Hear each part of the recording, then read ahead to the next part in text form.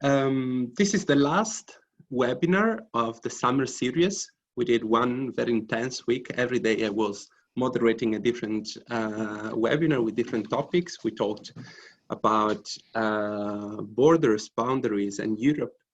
We talked about radical art education, and also about how to change our way of teaching and how we can make sustainable education, sustainable higher education.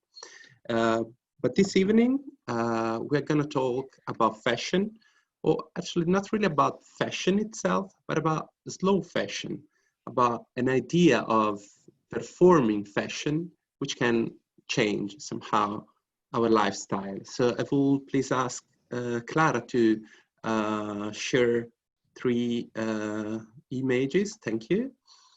The first one is the logo of our Academy, Città dell'Arte, Fondazione Pistoletto, founded this higher education institution, which is Accademia Unidee, which works on the same mission of the Pistoletto Foundation, which is a sustainability and social transformation.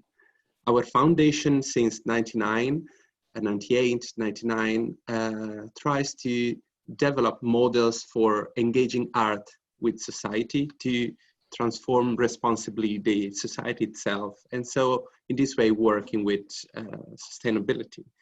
And in 2009, we also opened a project which is Fashion Best, which was a project funded by Michelangelo Pistoletto together with Franca Sozzani from Vogue. And it was, and it is till now, a very interesting project because it's a project which works on sustainability in fashion in any stage of the process of producing, wearing, and also dismantling. So in a way, it's very interesting because we started in 2009 trying to observing the system of fashion and textile and wearing and lifestyles as well as, let's say, as an art, as an artwork itself. So in a way, when we say performing sustainability, it means that we really try to not only buy something which is sustainable, but that sustainability can change our lives upside down. So that's why the meeting we are doing this evening has this title. Clara, can you pass to the next one, please? Yes, practicing slow fashion and performing sustainability. And this talk is also promoted by the School of Sustainable Fashion Design, since within the Academy, the Accademia Unidee, there is also a course on fashion. There are courses on visual arts, social engaged art, social innovation design, media arts, but then of course we have this course on sustainable fashion design. And this is why we would love to talk this evening about practicing slow fashion and performing sustainability. So as you see already from the words, we have a double mindset. So from one side, the mindset of thinking of the thoughts, the idea of slow fashion, the idea of sustainability, let's say the imaginaries of slow fashions and sustainability. But then the other mindset is the one of acting, of practicing, of performing. And this is really part of an artistic approach, let's say, to think and to act, to practice and to develop ideas. And we would love to talk about these issues together with 3 amazing women, which I really, who I really thank of being here. And so that's why we have Kate Fletcher, Maria Teresa Pisani, and Elisa Van Joolen. And all 3, they work in different ways, let's say, on fashion or on fashion system. So I want to start from Maria Teresa Pisani, and she's working with Fashion Best in many projects actually, but her main work is actually not with us, but she's the Economic Policy Officer of the UNECE, which is the United Nations Economic Commission for Europe. And it's really nice for us to have, I mean, the fact that you are here because, yeah, we are friends since many years, I mean, foundation. Right. UNECE, and we many times we discussed a lot, like drinking a glass of wine, but also discussing with the clothes in the hands about how we can change the world, study from fashion. And then we have Elisa Van Joolen.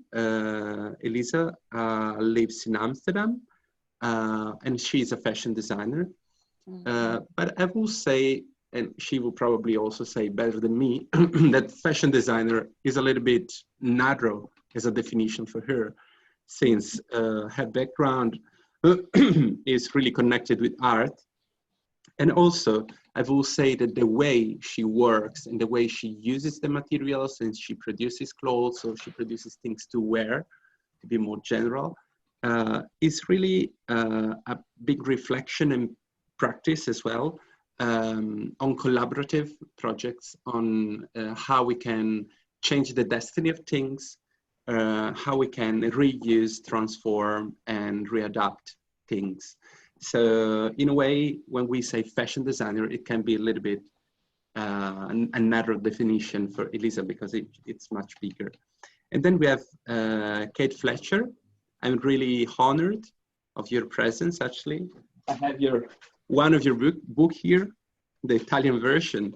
I'm personally a big fan of your research, but apart from mine personal, let's say, passions and interests, Kate Fletcher is really very well known all around the world because she's a research, she's a professor, she's an author, she's a consultant and design activist, let's say. She also teaches sustainability design and fashion and at the University of Arts in London. But what is more interesting for me, like in between all these things coming up from her curriculum, is that she was able to, let's say, set at least two new ideas, two new concepts, two new imaginaries somehow. And when you invent a new imaginary, when you are able to create a new idea, you probably are also able to make new tool for changing the reality. And the two ideas are, one is the one of slow fashion, which is an idea coming also from slow food and all this Italian phenomenon, which is a global phenomenon now. And then the other one is earth logic.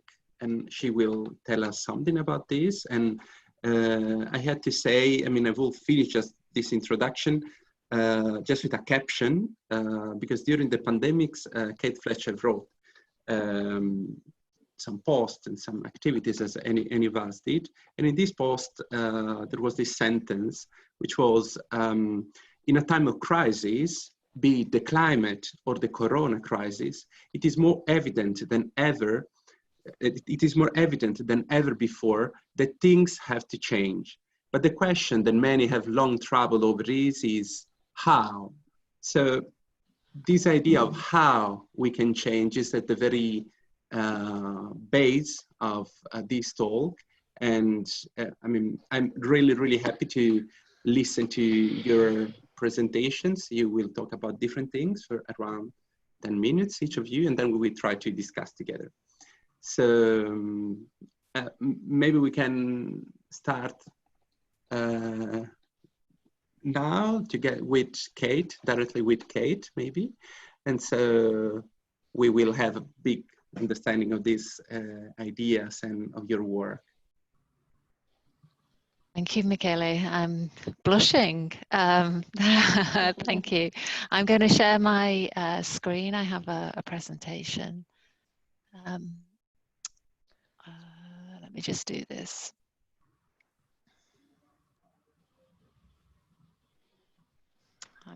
Let me know. Is that working? Just give me a thumbs up. Yeah, brilliant. Okay.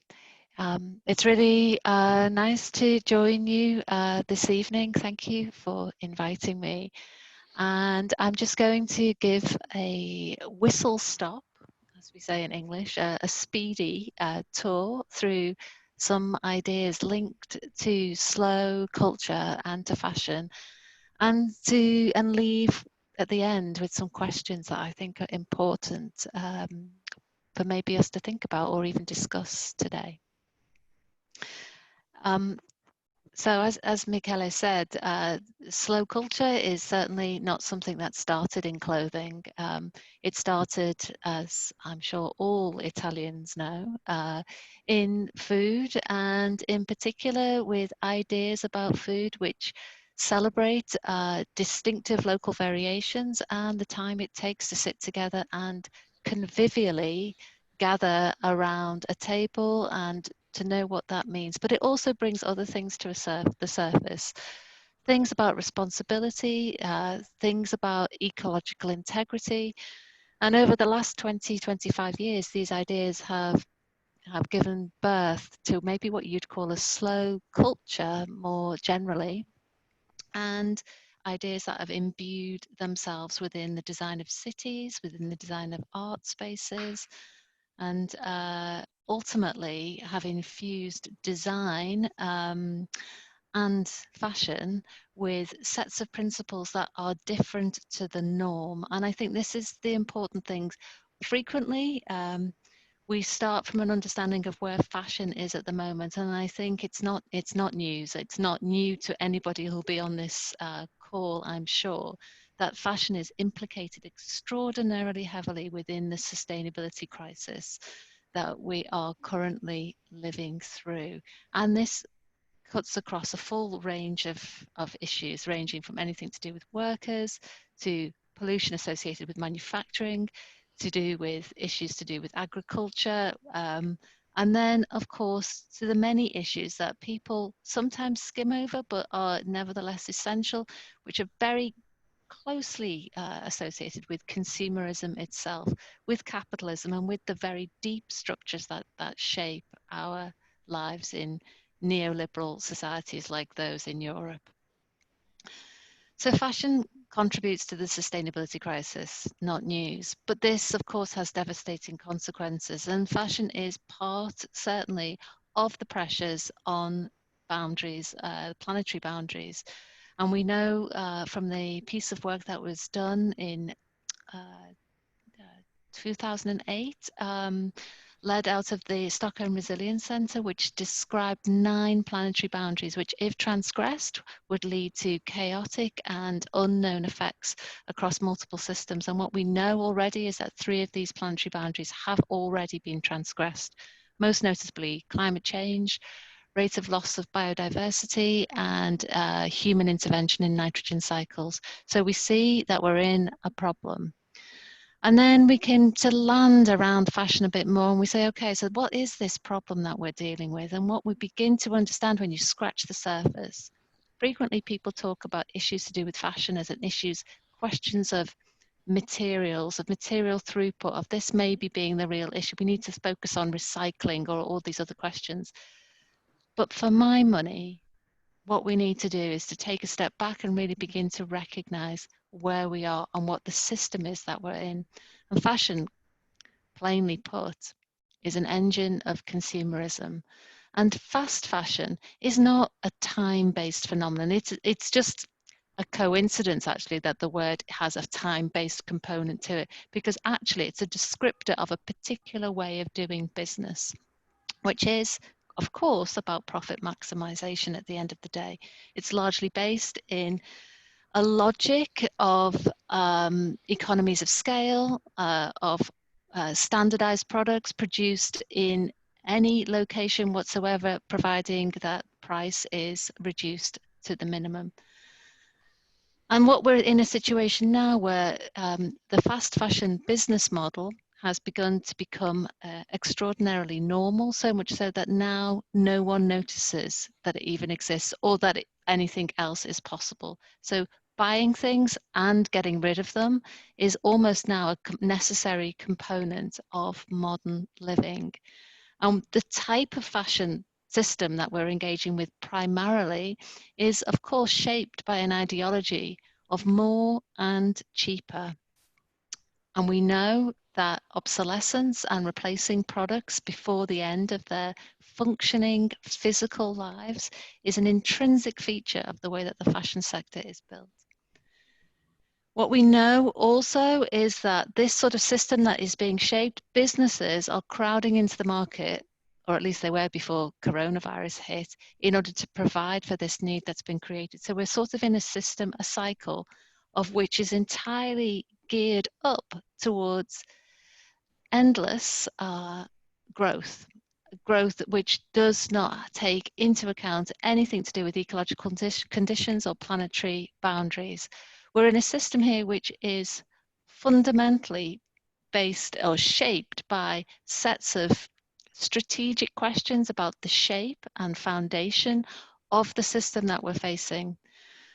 And what I would suggest slow is the opportunity for us to do is to actually have the conversation that we're very slow to start having, which is to make systems the focus of all our conversation. Slow allows us to move up the hierarchy of the system and have a more strategic conversation, almost at the level of the paradigm.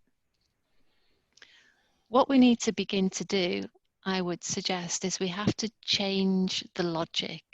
As Michele said in the introduction, I've just recently released a piece of work which is called Earth Logic, and this was collaboratively authored with my longtime friend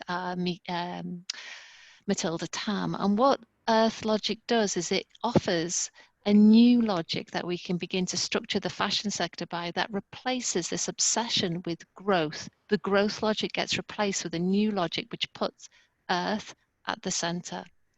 The reason why this is important is that if we don't change the existing structures and systems, even if we produce the best slow products that we can, putting them in the conventional system will simply not change behavior because it's the system itself that is the limiting factor to our processes of change. I would go as far to say that change actually is only possible if we're really prepared to engage with the underlying structures of the system that we're dealing with. So what are some of the values of slow? If we're really going to deal with questions of economics, deal with issues at the root of the problems that we face, we need to put forward new sets of values and that we must lead with these. So within a slow context, over time, I think these are some of the things that have come out. This isn't an exhaustive list, but they're found in issues to do with tradition, ecological diversity, health, including human health in a sort of self-care way as care for planet. Certainly, there's an important element of pleasure. Employment is also important. And then critically, safety for the future. What slow allows us to do is move beyond the immediate me now mindset to a more progressive perspective.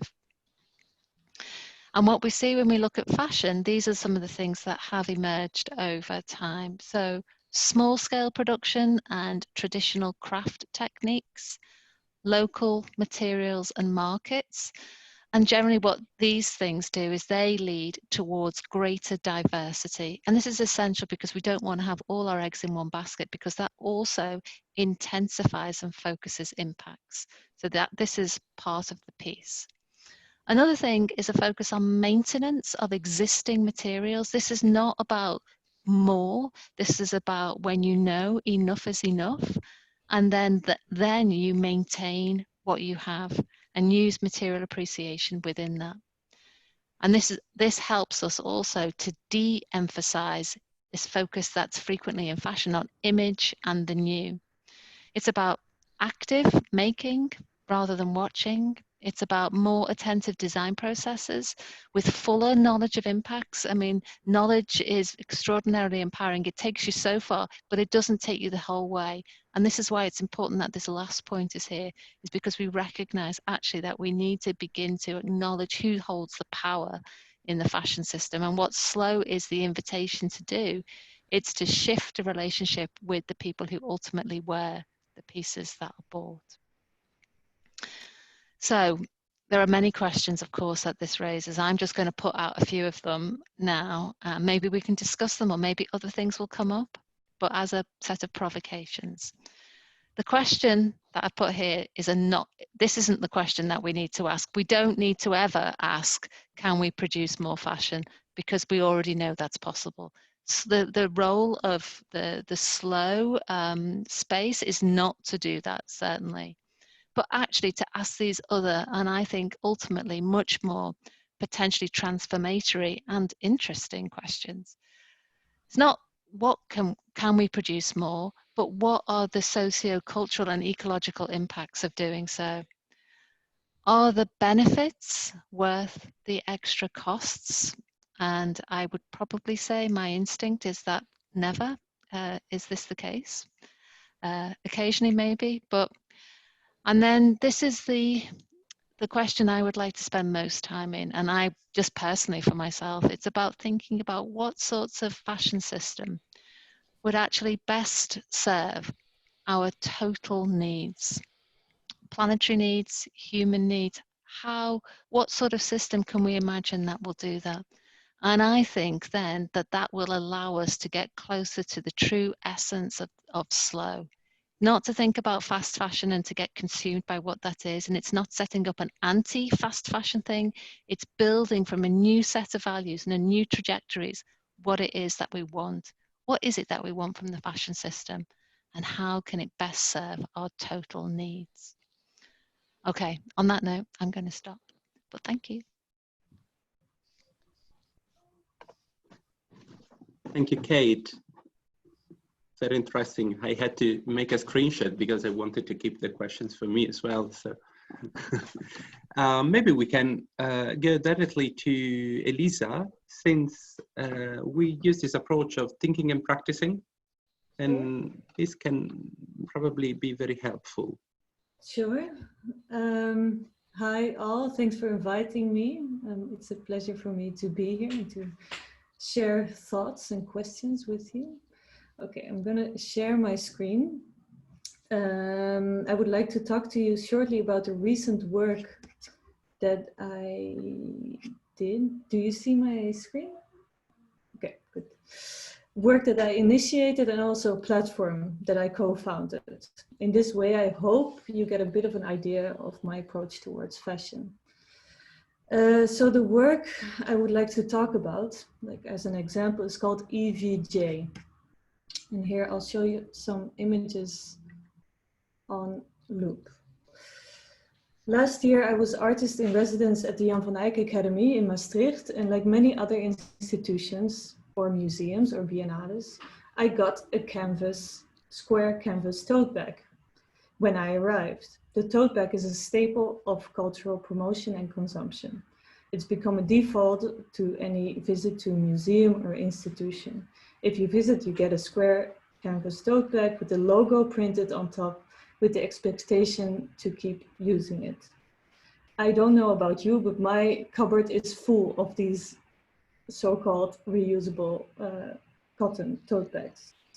During the Open Studios exhibition last March, my bags replaced these conventional canvas tote bags.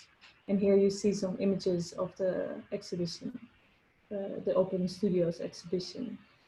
These plastic bags are intended for use, but at the same time, they're part of my artistic project. Together with materials, I collected over 1,000 of used plastic shopping bags. Jan van Eyck and I placed a call on social media, and I got bags from South Korea, America, etc. The majority are probably from large supermarket chains like this one, Albert Heijn from the Netherlands. And others come from institutes that have gone bankrupt, and some are made by famous designers. Some were really grubby and others were totally pristine, but all came from the space under the people's kitchen sink. The bags I assembled by hand, and each bag is unique. I made an edition of 500 only, all numbered by hand also. And I made them by melting at least 2 or more together to make one. I added nothing. Each bag is a composition of used bags, so no other material was added to it. Sometimes you can still see the original logo, and other times the brands really merge together And other times the bags end up looking like fossils because of the heat. It kind of becomes crumbly. I called the project EVJ. It's a play on the abbreviation used on the graphic identity of the Jan van Eyck Academy, JVE, as well as my initials, Elisa Van Joolen. So it's kind of a reverse branding, if you like. Anyone who came to the Jan van Eyck Open Studios could leave with a bag, but it's on loan. If you took a bag with you, you had to sign a loan agreement. That stipulates that you look after the bag and you return it to the Jan van Eyck by October 8th, 2020. So you're welcome to use it, but you're not allowed to sell it. Their value isn't economic, but that's what I try to not have an economic value attached to these bags. Their value is in their use and in the fact that they're all one of a kind.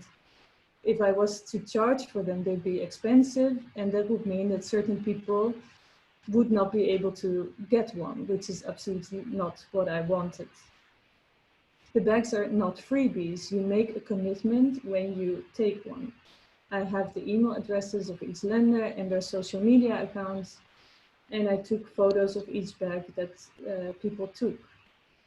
In addition, this is what you see now. I asked everyone to document their use of their bag and share it on Instagram or social media using the hashtag EVJBag. So I have everyone on file, so to speak. I'm inviting the Jan van Eyck Academy to continue this project. So once the bags are returned, to lend them out again. The next step for me would be, or is, to investigate how to maintain this project. So to really make it part of this infrastructure of an institution like the Jan van Eyck Academy. And I am aiming to do so very much in dialogue with the staff at the Jan van Eyck Academy. I see these conversations as a crucial part of my work. It's an ongoing process, so documenting the development as well as continuing to care for and circulate these bags is an important element. We buy things or we receive things as gifts. Sometimes we rent things, but borrowing something, and especially in a context of an exhibition, is not common, even less so from a stranger, me. I didn't know everyone who came to the exhibition. And I'm interested in how we care for and maintain things, like what Kate was referring to earlier, especially things that aren't ours, that we don't own. As I see it, it's about commitment and responsibility, trust also, and about moving beyond the financial value of things. What would the world look like then? So the commitment of the borrower makes it not only about signing a corporate style contract full of small print. No, it's about honesty, responsibility, and about the borrower's own conscience. He has to, or she has to, give it back to the academy. I'm interested in questioning the idea of ownership in an alternative way of living together. Like, how do we coexist if there's no monetary fine to pay if we transgress? We're going through a rough time, and I'm asking myself a lot of questions on how we might do things different on a profound level, and how we care for each other. And I'd like to address this with this project in some small way. Something else I would like to show shortly. I don't know how much time I have, but let's see. Is together with Femke de Vries and Hanka van der Voet, two friends of mine, I set up Warehouse. And Warehouse is a platform for clothes in context. We noticed, we live in Amsterdam, all three of us, there's no such place to critically look at fashion. And we aim to create an open and engaging and inclusive environment that facilitates critical dialogue, because it's much needed in a way to open up conversations and not only say this is bad or wrong, but to look at things differently. So collaborating, sharing information is key to Warehouse. So it's kind of like a rhizome where different clothing related projects interconnect and can grow from. So here is the Instagram page, and on our website, you can find all the projects that we're currently engaged in. That's, I think, what I would like to say now. But I'm more than welcome, or I would like to more engage in a dialogue to talk about this now. Yes, yes, definitely. Thank you, Elisa. And it's really nice because, as I said before, I mean, from one side we think, from the other side we act, and this is really an example. This is only one of the many and many projects that you did, and so it's very interesting. The two projects that you did, but it's very interesting because it's very clear in terms of your vision towards things and towards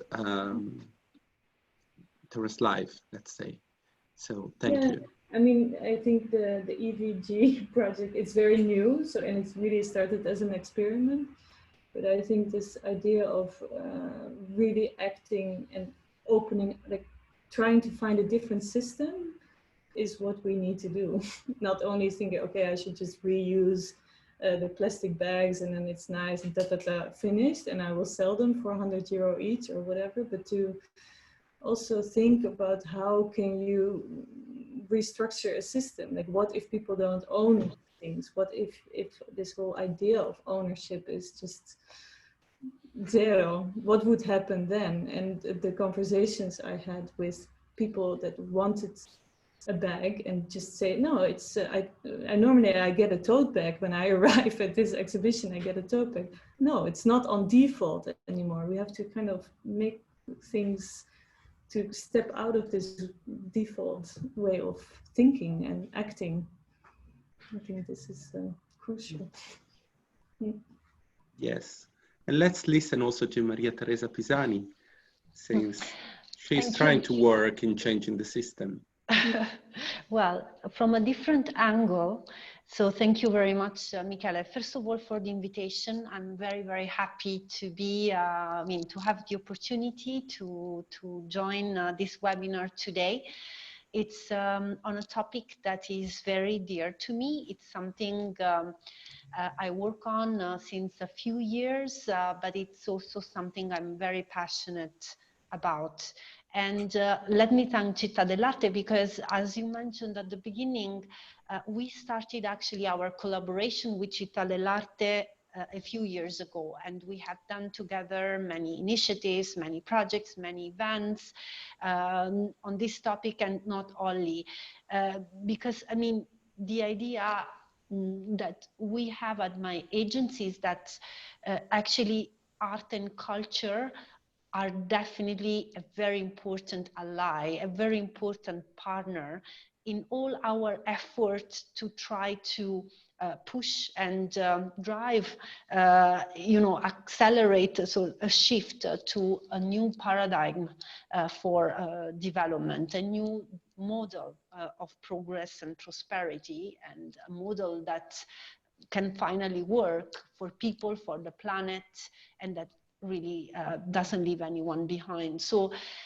it's a collaboration that we plan to take forward, exactly because we see this, it is about a cultural shift, and we see which important role art and culture play as drivers also of the efforts we make, if you like, at an institutional level, in the UN and in the agencies where we work at the UN.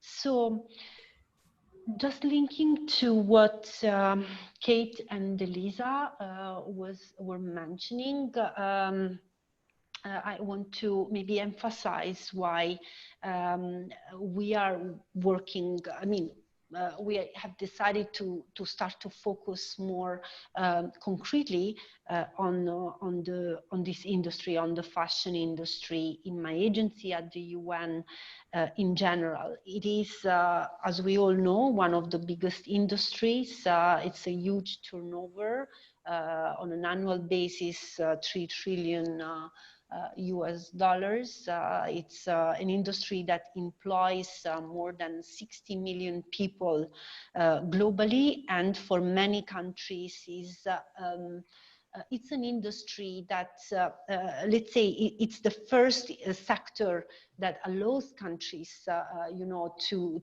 industrialize and to move to and to connect also to global markets and value chains. So it has played an important role for many developing and emerging economies, as we all know. It is also, at the same time, is an industry that it is complex because the value chains are global, are fragmented, actors, facilities are scattered all over the world, and most of the industry, more than 50% of the actors in the industry are small actors, are SMEs, artisans, local small producers play a big role. So there is a complexity in this industry more than in many other big industries. At the same time, it is an industry that has big impacts on the environmental side. We know climate change, energy consumption, water consumption, use of chemicals and pesticides that are extremely harmful. On the social side, risks and issues related to compliance with fundamental human rights, with labor rights. There are countries where 9 out of 10 girls employed in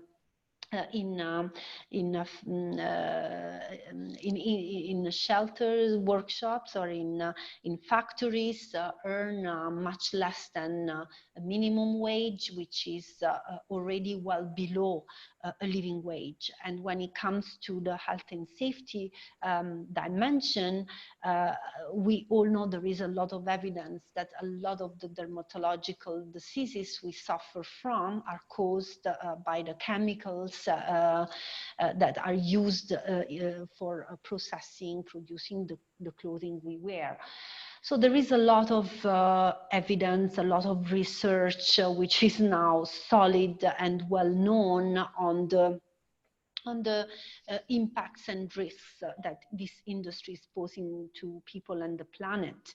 The question now is really to work on the how. How do we address, you know, these risks and its impacts? How we know how to, let's say, come up with a different and more responsible way of producing and consuming in this industry. And certainly the concept that Kate is putting forward, the idea of the slow fashion, is fascinating.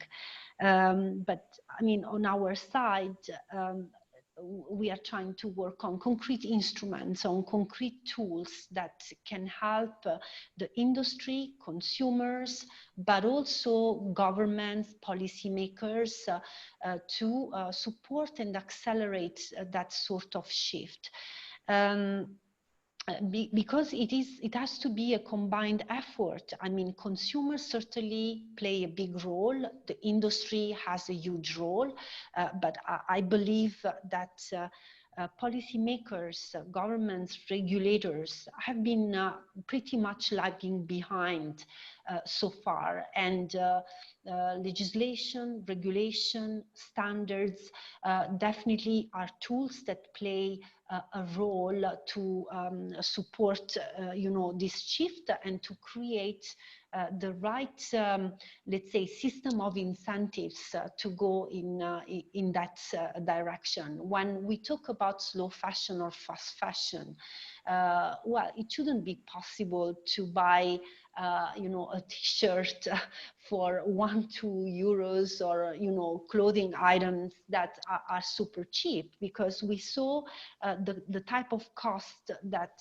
they raise, and these are costs that are not embedded in the actual price. We need to work, you know, to the internalization of the cost to the people, to the planet, to our health and safety. So definitely there is wide room to establish, to create and make sure that the right incentives are there, and that negative externalities that we know are there are paid for.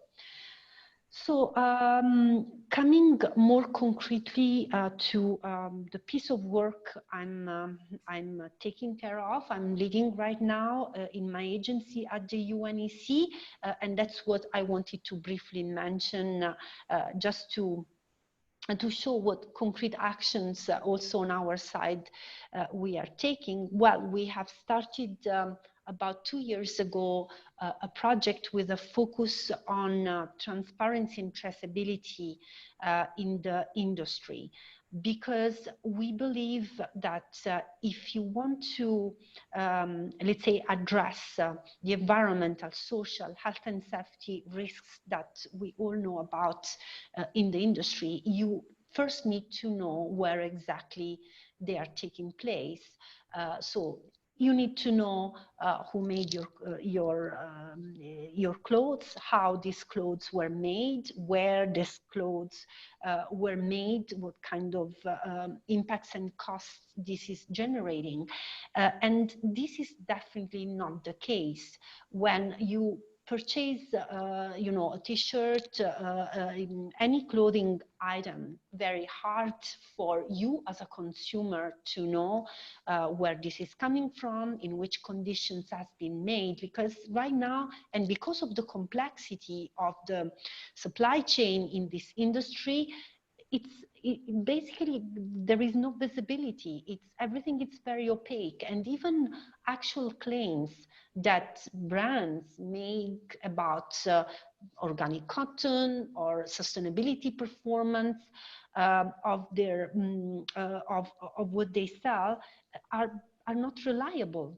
They cannot be reliable. It's clear that, you know, so far, and we did a lot of research on this, brands reach out to their immediate suppliers. They have no idea of what's happening along the value chain. There are more than 15 nodes in the value chain. They right now reach most of the actors in the industry know what's happening at the immediate supplier level. No ideas of how raw materials are sourced, are extracted, where.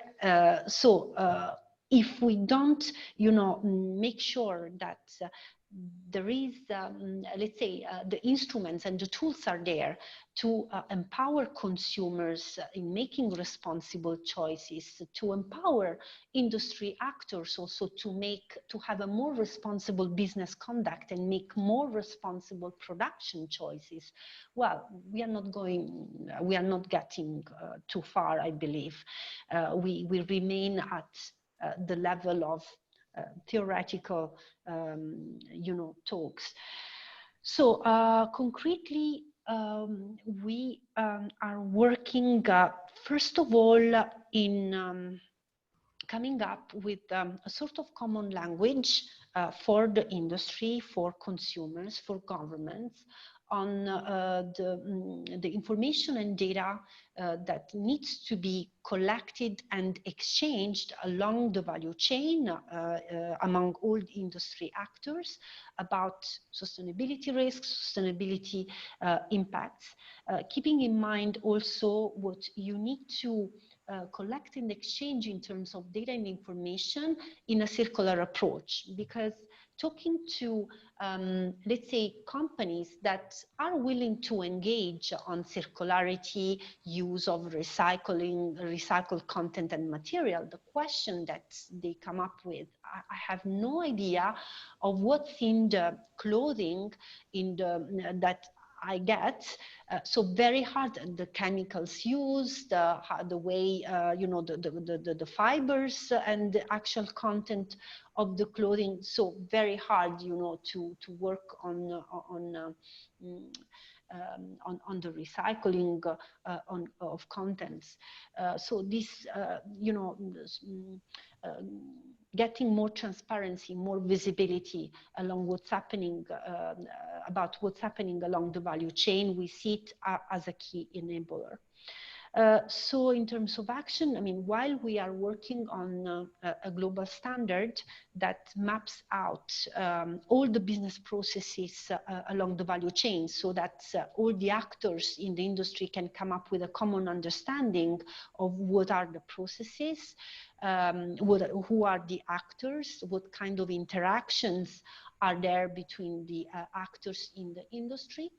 And then what are the fundamental data and information that needs to be collected in order to address the sustainability risks and hotspots in the industry. So coming up with a sort of standardized data model, data mapping, so that everybody knows, okay, these are the data, this is the information that needs to be captured and exchanged in order to have full traceability, full visibility of what's happening in the value chain. So on one side, we have this effort to do a global standard on traceability and transparency of the value chain.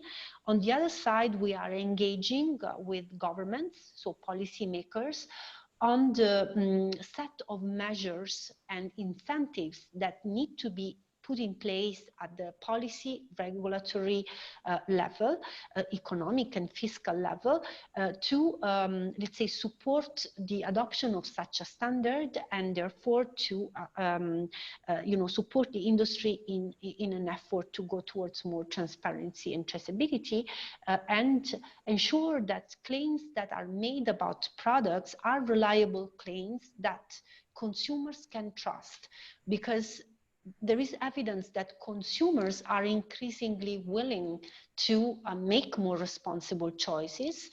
They are willing even to pay more for more sustainable products. The problem is that they do not trust the claims that are made about the products, because behind there is no knowledge of what's happening along the value chain. So yeah, working at the policy regulatory level too.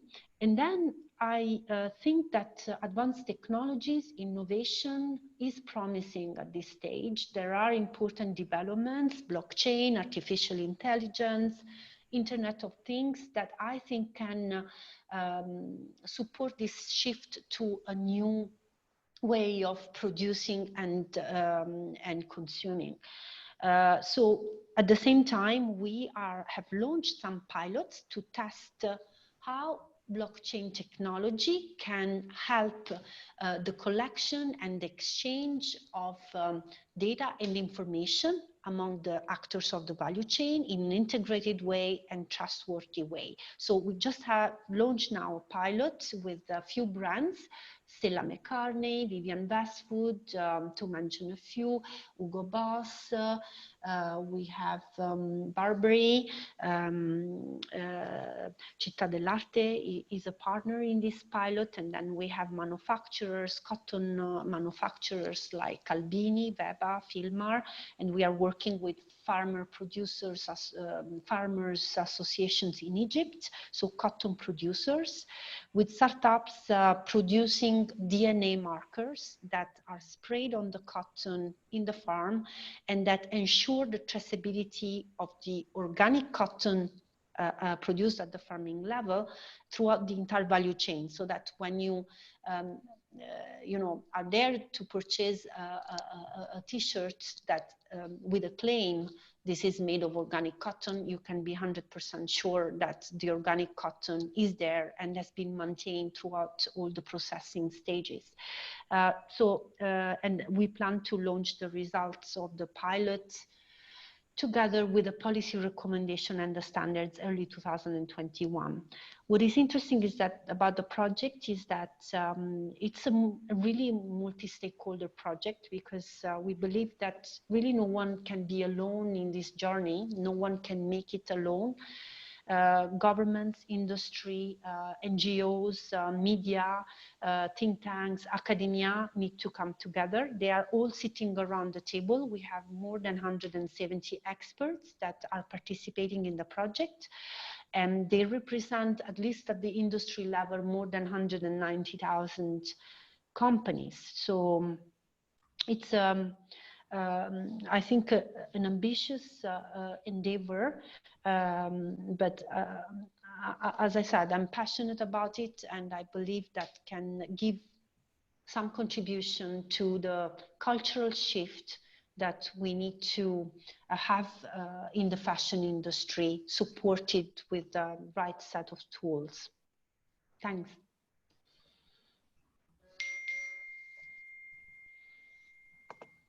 Thank you very much. Yes, since Kate is going to hand her time, I would love to ask you some comments on this, and also to give us a few maybe elements to reflect more. Yeah, forgive me, I have something to go to. I thought this was an hour, so I've got something else to rush off to after a slow discussion that's not seemingly appropriate. Thank you to both of you.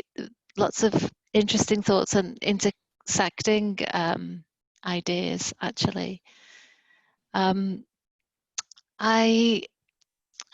I would say that for more than 30 years, and I've been working in fashion and sustainability since 1992, so for more than 30 years, we've been trying incremental change.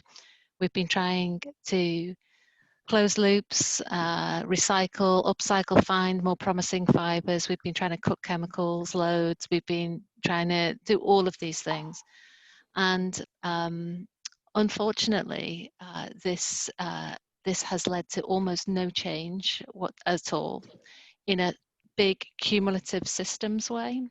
And what we see actually is that in that time, levels of consumption have increased so rapidly that they completely outstrip the ability of any of these efficiency schemes that we've been talking about can do to actually deliver real change. So in the course of 30 years, despite our best efforts, despite my efforts and other people on this call's best efforts, things are getting worse, not better.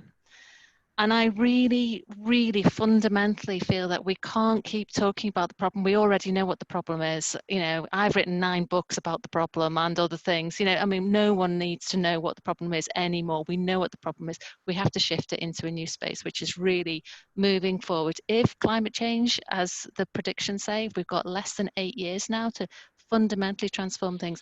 We need to embrace this, a really strategic conversation.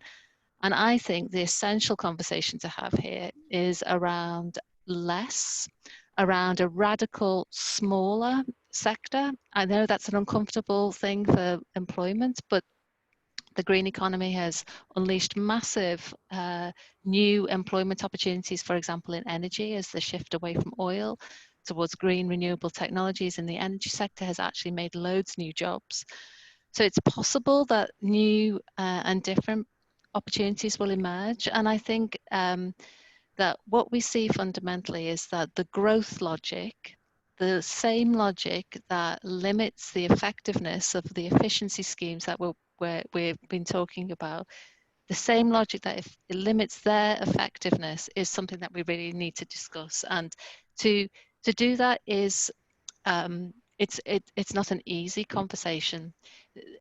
Donna Haraway, the techno-science cybernetics author talks about it as staying with the trouble, so not looking away when the conversation gets really difficult and holding on to the true purpose here, which is about actually produce or enabling our planet to be habitable for the next 50, 100 plus years. In order to stay true to that purpose, we need to fundamentally look at what the fashion sector is and recognize that it can't continue in any configuration which doesn't recognize that growth needs to be questioned and reimagined. And then that's where I think the conversation should begin. Many of the things that Elisa was saying, I think really tie into all of these unpicking about what some of these new relationships might look like. And I think they're the beginnings of quite developed thoughts within that new frame. And certainly within a new frame, all of the things that Maria Teresa is talking about are essential, because this new system that we have needs to have more information about it. We need to have better standards. We need to bring collaborators together and be working in a system. But until I think that the overarching goal can be really identified clearly and held to as a vision of a different sort of sector, not an increment of what exists today, but one that we can really hold on to, then I think change is going to be elusive. It's not within our grasp unless we are prepared to boldly embrace a new logic. I would say have a look at Earth Logic. It may suit you, it may not, but it's the beginning of a set of questions. You can download it at earthlogic.info. It's a report. And forgive me, I've got to go because I'm going out, and I've got to cook for my kids, who you've probably seen passing here as well. So thank you, and adios from or even ciao from the north of England. Okay, thank you very much. Bye. Thanks a lot. Let's hope to meet you in presence. Okay, we can still collect. I have about 5 minutes. Yes, we just collect. I just want to collect a few extra reflections from you, so to have at least a chance to say something. Yeah, I mean, I think it's a pity to not continue this conversation with Kate involved, because it's so interesting to hear her point of view and yours, Maria Teresa, coming from completely different angles and different reality, or not different realities, but yeah, different professions. I think it's all valuable, and something just needs to happen. I think that's a common ground, what we all agree on. And I think with my practice, I'm a bit more radical in the sense that we have to start radical and we have to act, which is not something that is only happening in fashion, but you see this happening now in the world in so many different levels that people are really speaking up and staying with the trouble. What Kate referred to is like, yes, we cannot look back anymore. So action is needed. And yeah, that's that's. There is also a question in the Q&A. What to answer to those who say that the problem of slow fashion is the high price? Is it a thing for rich people? I mean, is sustainability in fashion not accessible? What do you think? Because this is always a problem. I mean, when I buy a t-shirt for €6 or a t-shirt of 60 euros. Of course, it is only for the rich to be able to pay the actual amount of money that a pair of jeans costs or a pair of t-shirts costs. So the whole system doesn't work. It's fucked up. I mean, that's the whole point. So I think this is like the system has to change, not if only the t-shirt is organically produced or not. I mean, you can buy an organically produced t-shirt and use it once and then throw it out, and then yeah, is it then it's as bad as a non-organically produced t-shirt? So I think there's so many levels on how to think about fashion and how to engage with the use value, the emotional value, the economic value. It's very complex. Fashion is super complex because it's only about the new and about dressing up and looking nice. But it's we have to change something, and that's not in our habit to do so. So yeah. Thanks, Elisa. If I may on this, I would say that price and cost does not necessarily goes with sustainability. Very expensive clothing out there on the market that are not sustainable at all, with a lot of, I would say, many luxury brands that despite the big margins are not doing enough. So definitely cost or price is not synonymous of sustainability, and there have been a lot of let's say investigations and articles on the media on this. At the same time, I think that why not to pay a little bit more for something that has higher durability and more sustainability, that for something that it's cheap, but then you need doesn't last much, and you need to change continuously. So it's also a question of trying to make a more responsible choice when you buy. I don't think that sustainability more expensive is anymore an argument or an excuse not to make a responsible choice. And it's a question of, at the same time, making there the right system of incentives to make sure that choices can go in the right direction. So definitely something to work on. Thank you.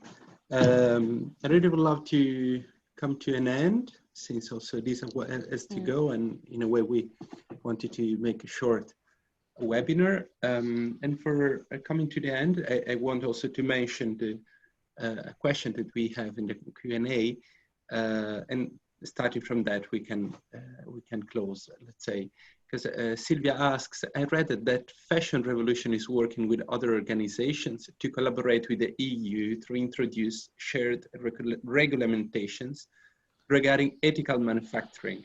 Is something like that being considered by the UN too? So I will answer in your behalf, Maria Teresa, but then you can add anything else you want. Saying that, I mean, since I work in Città dell'Arte, let's say in this foundation since few years, and I saw many times, let's say, two way of practicing sustainability. One way is the one of fashion designers, of the one who produce the fashion, let's say, who decide the fashion. Actually, it's not really the fashion designer sometimes, but it's the market more than the fashion designer. And then we have this level of regulation, and the UN really did, they really do a lot, and especially the Economic Commission for Europe is really working hard on this since a few years. So for instance, with a paper named Textile for SDG 12 a few years ago, which was exactly focused on that. But what I feel like all the time, and what was the very core also of this reflection is that, of course, we need tools from one side, which were all the tools that Maria Teresa was mentioning, and also the one of the questions. For sure, we need tools and policies to act differently. For sure, we need fashion designers like Elisa or others, which promote new culture and so on. But yes, the very base is what Kate was saying. So we need to shift the model. So how to make this paradigm shift? I guess this is the very question. Fashion is sometimes something easy, something fashionable, something that passes away. But yes, it really concerns like our lives in the sense that this is the second more polluting sector in the world after oil extraction, petrol extraction. So in a way, when we talk about fashion, we cannot only talk about aesthetics, let's say, but also we can also not only talk about policies, tools, or fashion design. We need to work together to make a shift in the paradigm, for sure. So this was more or less the idea. So I would love to go on and talk for 1 hour, 2 hours more, but we really have to come to an end. So I really would love to thank you all for being here and for giving us such a interesting point of view regarding fashion, regarding our lifestyles. And I hope to meet you in presence very soon. It's a lot, but it's not happening anymore. Thank you so much. Thank you. Thank so you. much. Yeah, and Thank you, everyone. Thank you, Michele, and thank you to Città dell'Arte for the invitation, and thank you to the participants for listening to us.